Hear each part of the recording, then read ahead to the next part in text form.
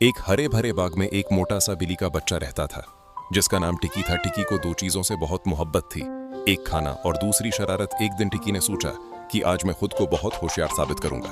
उसने मुर्गी के अंडों के पास जाकर ऐनक लगा ली और खुद को उस्ताद समझने लगा।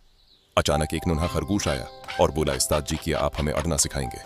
टिकी ने संजीदा आवाज में कहा, क्यों नहीं, मैं तो खुद भी उड़ने वाला हूँ।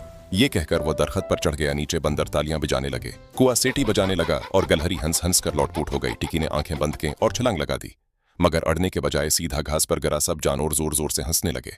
टिकी भी उठकर हंसा और बोला, अच्छा हुआ मैं उड़ा नहीं, वरना तुम सब मुझे देख ही ना पाते। फिर सब दोस्त मिलकर आम खाने लगे और टिकी ने वादा किया कि अब मैं उस्ताद नहीं बल्कि सबका दोस्त बनकर शरारत करूंगा। और पूरा बाग कहकाहों से गूंज उठा।